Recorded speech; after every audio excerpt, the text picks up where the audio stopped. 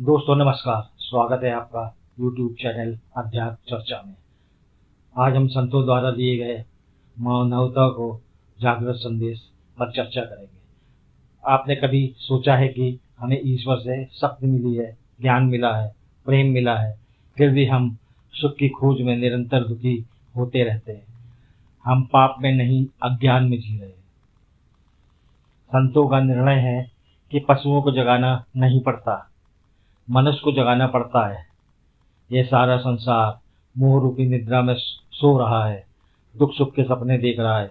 इन सपनों से जगाने वाले संत महात्मा सावधान करते हैं, जागृत का संदेश देते हैं कि उठो, जागो। जीव तभी जागता है जब उसका आसक्तियों से विराग हो जाता है। यह जागृत संदेश मानव के लिए है, पशु के लिए नहीं। अगर जागृत संदेश सुनकर भी उसकी बुद्धि विकसित नहीं होती, उसका कोई प्रभाव नहीं पड़ता, तब तो मानव आकृत में मानव नहीं कहा जा सकता।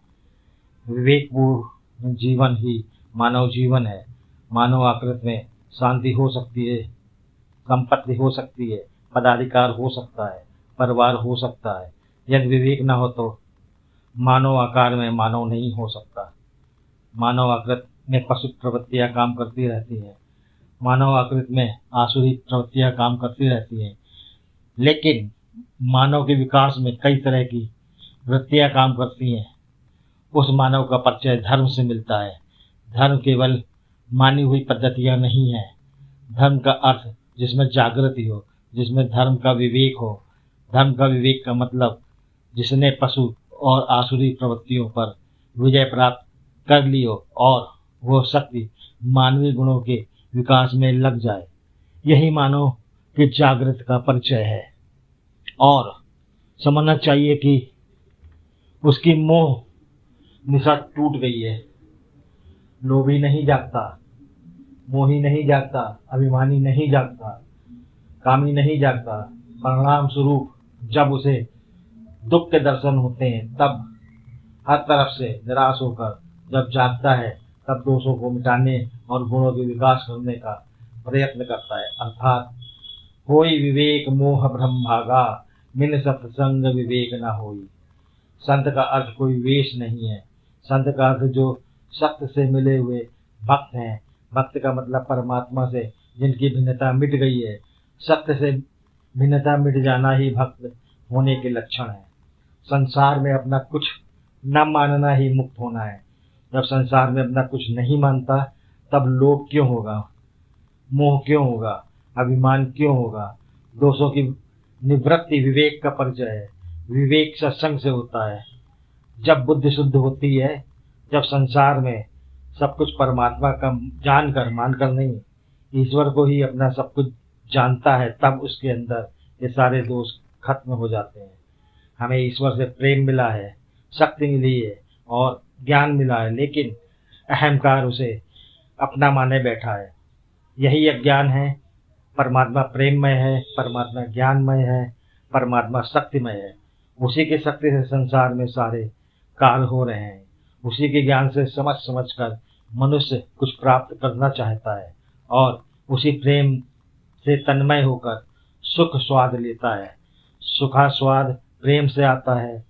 पदार्थों की प्राप्त ज्ञान से होती है और उसका भोग शक्ति से होता है।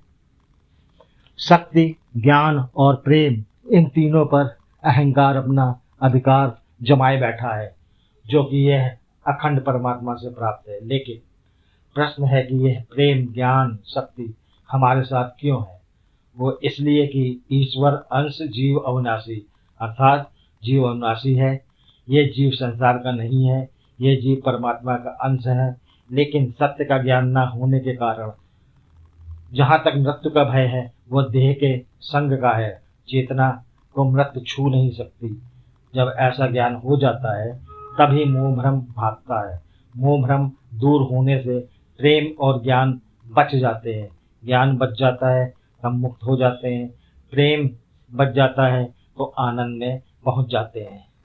हम संसार में अपनी कामनाओं, व्यक्ति, परिवार के सुखाधीन होकर परतंत्र हो रहे हैं। जहाँ भी हमें सुख मिलता है, जहाँ कहीं हम अपने से भिन्न में सुख मानते हैं, तब हम विवेकपूर्ण जीवन नहीं बिता रहे हैं।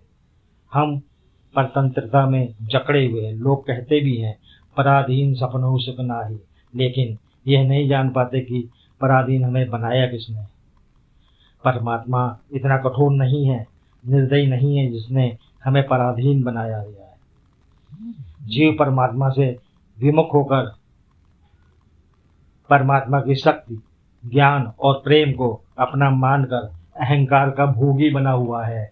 वह वस्तु में सुख मानता है तब लोभी बन जाता है, जब व्यक्तियों में सुख मानता है तब मोही बन जाता है, अधिकार में सुख मानता है अभिमानी बन जाता है। देखो दोष कैसे बन गए, अपना मानने के कारण बन गए। अपना क्यों मानता है जीव? क्योंकि उसे पता नहीं कि यह प्रेम, ज्ञान और शक्ति अखंड परमात्मा से प्राप्त है। यह ज्ञान संतों के संग से प्राप्त होता है। संतों के संग के बावजूद बुद्धि विकसित नहीं होती। बुद्धि मोह रूपी कीचड़ में सनी होती है, तो साधारण मनुष्य की कौन कहे। जब अर्जुन की बुद्धि मोह रूपी कीचड़ से सनी थी, तब उसे सत्य का पता न था, अपने कर्तव्य का पता न था। यह तो भगवान से कह देते हैं कि मैं आपका शिष्य हूँ, शरणागत हूँ, ज्ञान दीजिए। थोड़ी देर बाद कहते हैं मैं युद्ध नहीं करूँगा। यह भी कोई शरण हुई? जब अहंकार शरणागत हो जाता है, तब वह अपनी इच्छा का पक्ष क्यों लेगा? फिर भगवान मुस्कुराकर कहते हैं तुम पंडितों की तरह तो बातें करते हो कि त्रिलोक के लिए अपने बंधु बांधवों को मारने के पाप का भागीदार नहीं बनना चाहते। भगवान कहते हैं कि तुम किसी को मारोगे, यही तुम्हारा भ्रम है। प्रत्येक जीव मृत्यु के पथ पर चल रहा है। प्रत्येक व्यक्ति के साथ संबंध होता है। मृत्यु के समय संबंध विच्छेद होता है। मृत्यु का अर्थ अभाव नहीं होता, केवल शरीर बदल जाता है। भगवान अर्जुन से कहते हैं तुम अपने को विरागी, ज्ञानी, त्यागी मानते हो, लेकिन तुम्हारा यह मोह बता रहा है कि तुम्हें विवेक नहीं है, कि जो अपना नहीं है उसे तुम अपना मानते हो और जो तुम्हारा है उसे तुम जानते नहीं। मानने और जानने में यही अंतर है। ज्ञान के प्रकाश में बुद्धि द्वारा जाना जाता है, अज्ञान में व्यक्ति द्वारा सुन सुनकर माना जाता है। बाल्यकाल से जो बालक ने सुना, माता पिता ने बताया ये तुम्हारा घर है, ये तुम्हारे माता पिता हैं, ये तुम्हारे बंधु हैं, ये पड़ोस में तुम्हारा शत्रु है, जो सुना वही मान लिया। बालक के पास बुद्धि तो होती नहीं, सुन सुनकर मान लेता है। बुद्धि का विकास होने पर भी मानने का ऐसा दृढ़ अभ्यास हो गया है कि बड़ी से बड़ी आयु होने पर भी वो मानना नहीं बंद छोड़ता। और जब तक मानना बंद नहीं होता, तब तक मोह, लोभ, अभिमान, कामना का अंत नहीं होता। जब तक इन दोषों का अंत नहीं होता, जीव चाहे कितनी पूजा कर ले, पाठ कर ले, भगवान के दर्शन करे, तीर्थ यात्रा करे, मोह, लोभ आदि दोषों का अंत नहीं होता। दोषों का अंत कैसे होता है? जब विवेक होता है। विवेक से ही मोह, लोभ का अंत होता है। तो मोह, लोभ का अंत होने पर प्रेम बच जाता है। अपने से भिन्न को चाहना राग है, और जिससे हमें प्रेम मिला है उसकी तरफ प्रेम को मोड़ देना अनुराग है। और अनुराग होने पर उसकी आज्ञा अनुसार शक्ति द्वारा कार्य करना मुक्त का पथ है। वही मुक्त होता है जो ज्ञान की बात मानता है। बंधन में वही पड़ता है जो ज्ञान की बात न मानकर मन से मान लेता है। मन से मान लेने पर ही मोह होता है, राग होता है, अभिमान होता है और कामनाएं बढ़ती रहती है। यही संसार का रास्ता है, इसी में जीव बंधा हुआ है। हम लोग अगर मुक्त होना चाहते हैं तब ज्ञान में देखने की आदत डालें। पकड़ने की आदत तो बचपन से है।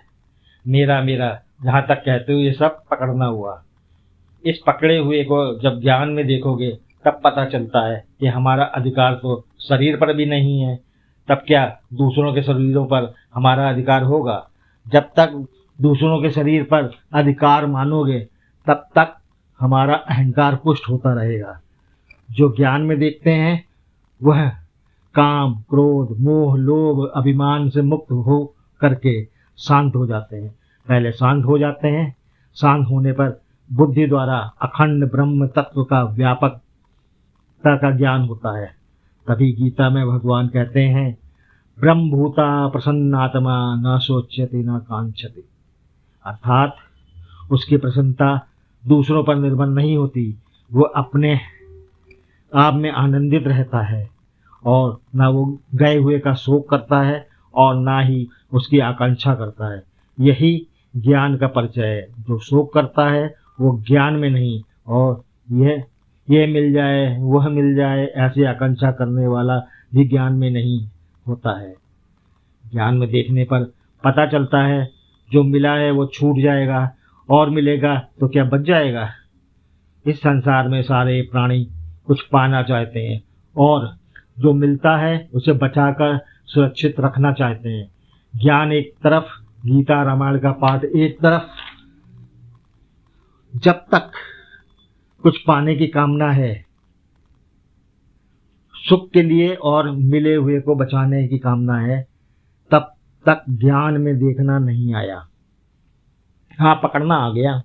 मेरा मेरा मेरा जो है बना रहे और जो मेरा नहीं है दूसरों के पास है वो भी मेरा हो जाए। यह तृष्णा, यह राग, यह मोह जीव को बांधे हुए है। मोह नष्ट होने पर स्मृति की जागृति होती है। स्मृति जागरण में 3 बातें ध्यान देने योग्य हैं। पहली अपने कर्तव्य की, दूसरे अपने स्वरूप की, तीसरी अपने प्रभु की। जब कुछ करें तो अपने कर्तव्य को ध्यान में रखें, फिर अपने स्वरूप पर ध्यान रखें और जो कुछ मिला है उसका दाता प्रभु, ये याद रखें। इससे भक्ति, मुक्ति, शांति तीनों प्राप्त हो जाएगी। प्रभु के मिलन में यदि बाधा है वो अहंकार की दीवार है। एक बार समझ लेना, अहंकार और अहम में फर्क है। अहम या हम यह एक बोध है, अपने होने का बोध। यह तो ज्ञान है कि मैं हूँ। कभी आप ये नहीं कह सकते कि मैं नहीं हूँ। हाँ, ये जरूर कह सकते हो कि मैं यह नहीं हूँ। ज्ञान में देखने पर पता चलता है कि जो अभी तक मैं बना हुआ था वह सब आकार था और शेष बचा है वह ज्ञान है। ज्ञान होने पर यह बोध होता है, ना कुछ पकड़ा जाता है और ना कुछ छोड़ा जाता है, और देखा जाता है वो है यह और मैं से संबंध जुड़ गया तो आकार, और यह संबंध टूट जाने पर अपना स्वरूप। अहंकार का जीवन है कुछ बन जाना। कितना सह है जब आकार मिट गया और मुक्त हो गए। आकार बना हुआ है तब बंधन है। मन से माना जाता है, बुद्धि से जाना जाता है, प्रज्ञा से देखा जाता है। तब यह ज्ञान होता है कि ईश्वर अंश जीव अविनाशी। अहम जो जीव बन रहा है वो अविनाशी है, ईश्वर का अंश है, चेतन है, निराकार है। यही बोध ज्ञान है, चेतन अमल जीव से। आज बस इतना ही। आपको ये चर्चा कैसी लगी कमेंट बॉक्स में अपनी राय दें। यदि अच्छी लगी तो लाइक करें, शेयर करें। बहुत बहुत धन्यवाद।